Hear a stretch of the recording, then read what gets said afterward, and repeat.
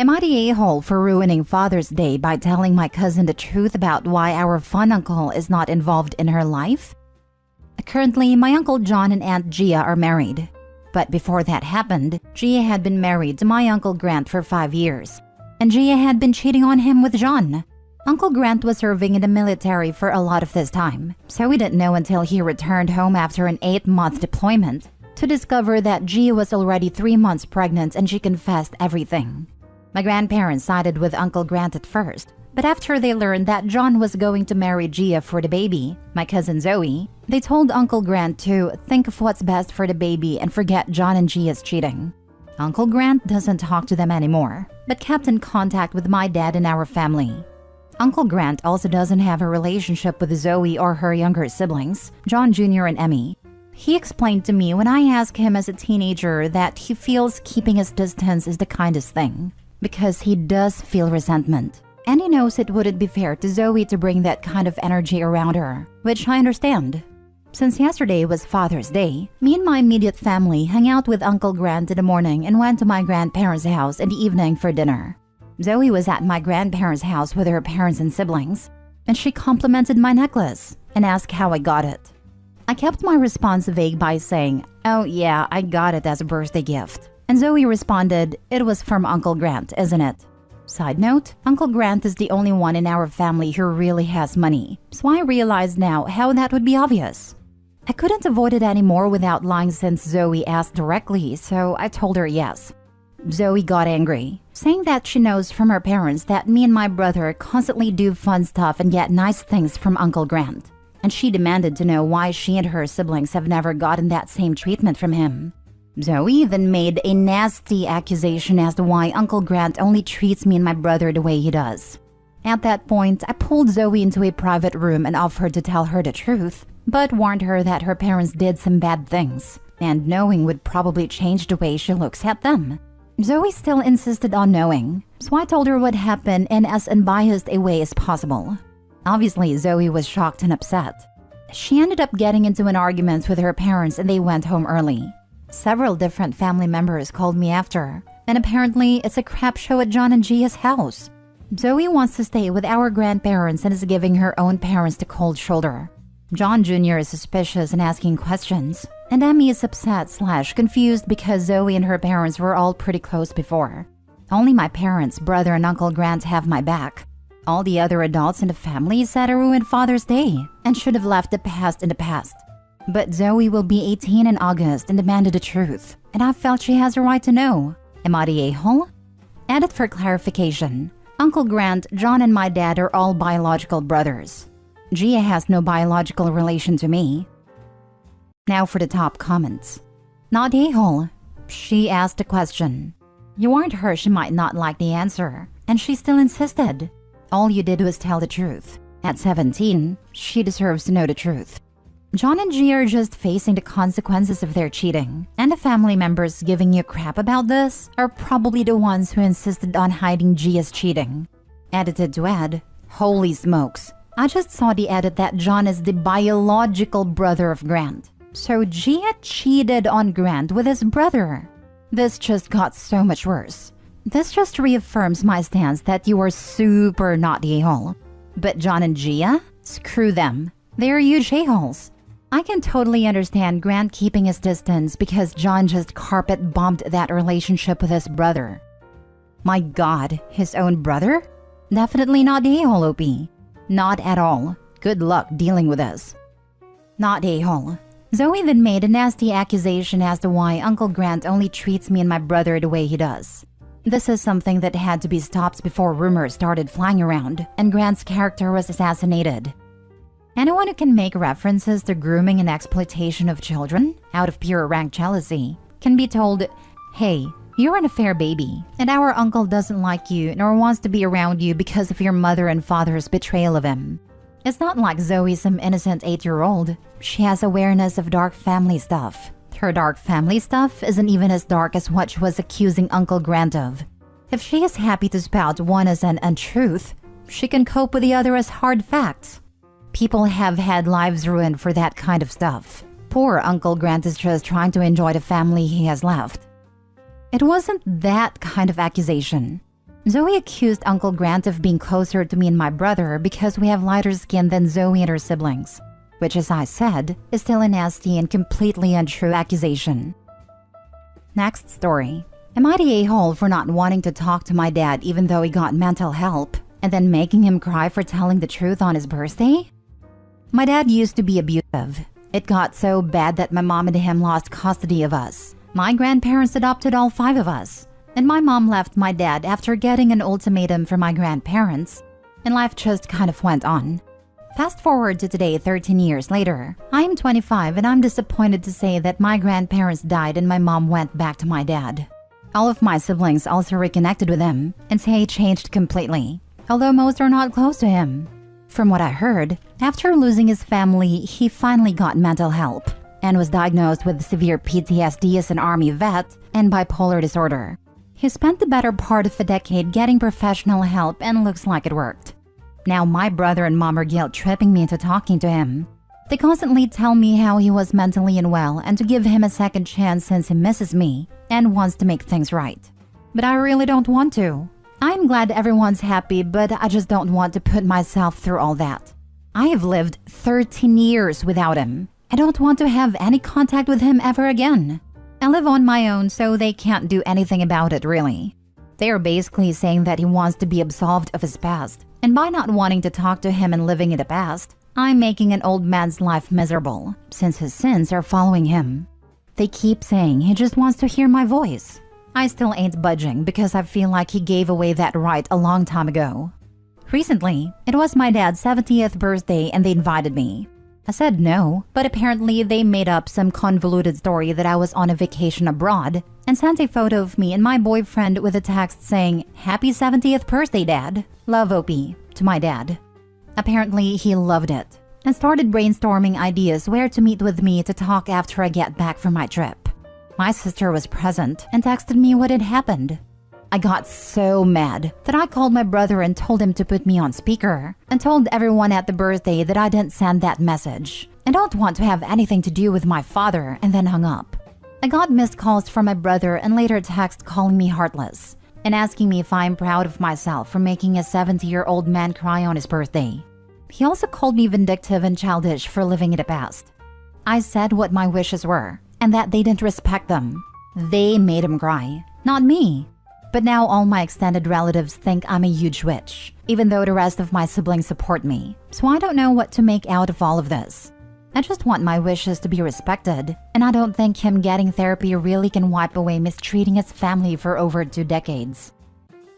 Not a-hole. This is on them. This is their screw-up, not yours. 100%. They think OP is cruel. They're the ones demanding a victim play nice to their abuser and getting the old man's hopes up in some sort of sick, weird attempt to manipulate and guilt the victim into it when they set clear boundaries. Actions have consequences.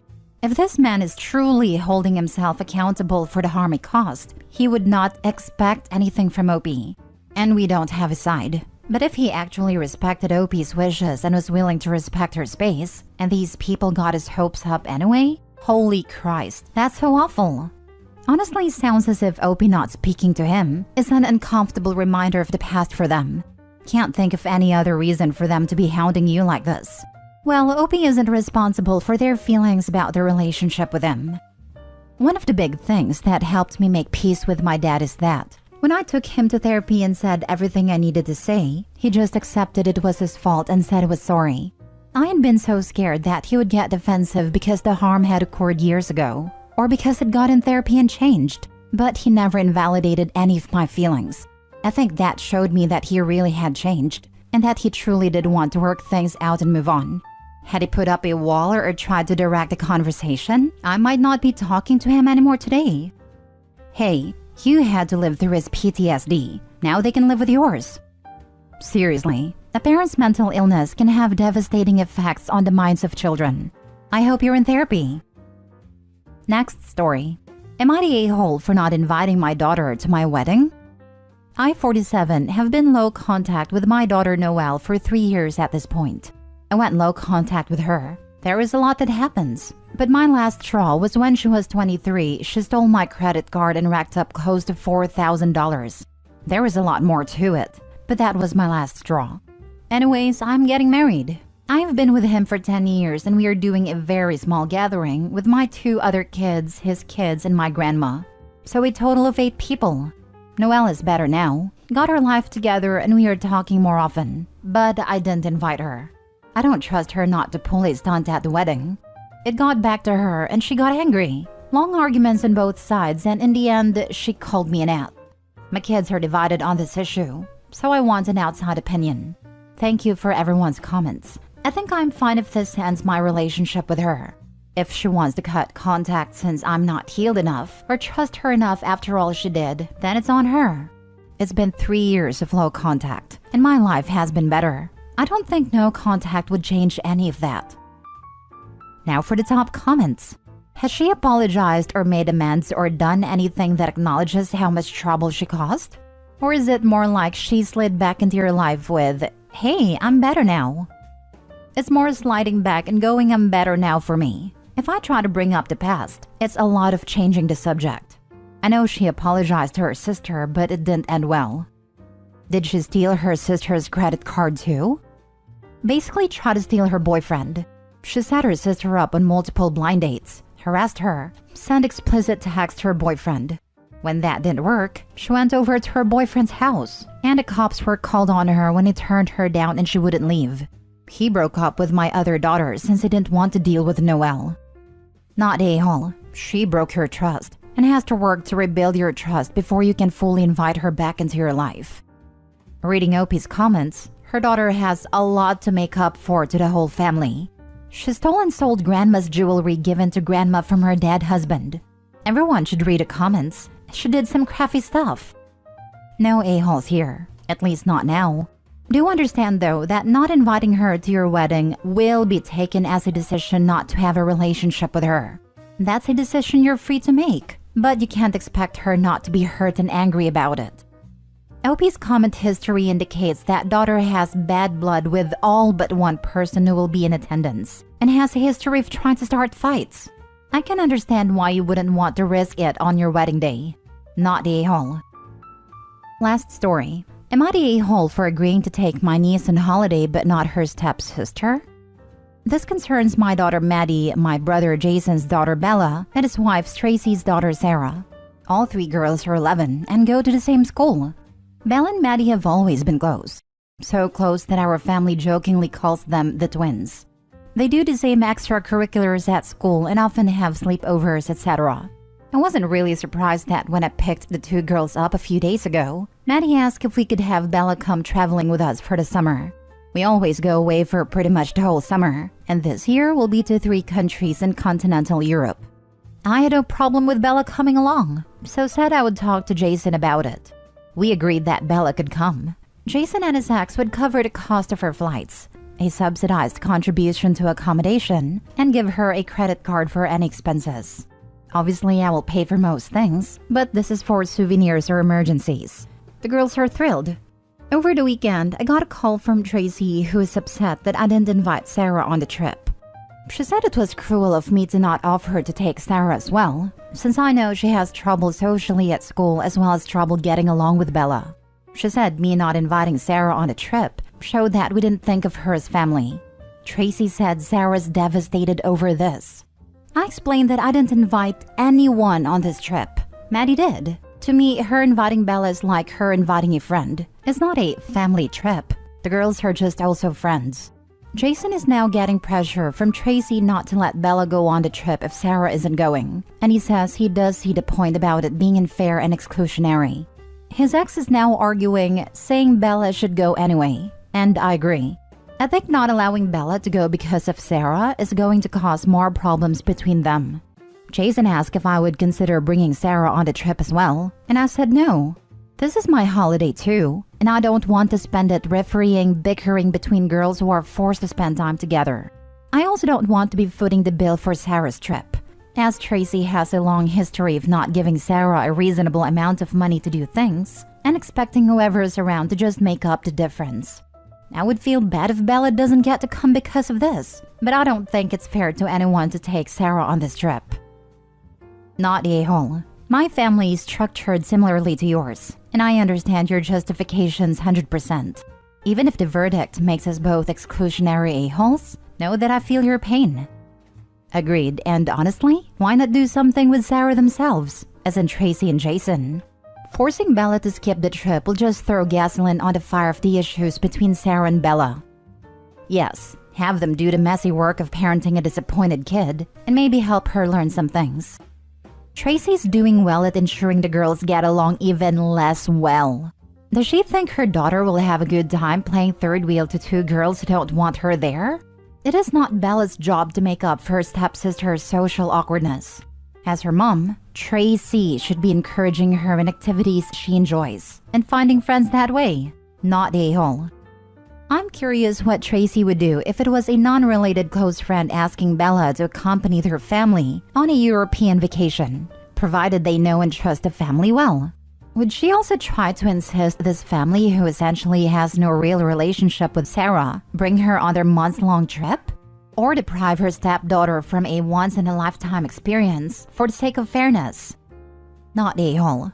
You nailed it with "our family jokingly calls them the twins." Sorry, Tracy. Their relationship was established deep long ago, and you being the way you are does not help.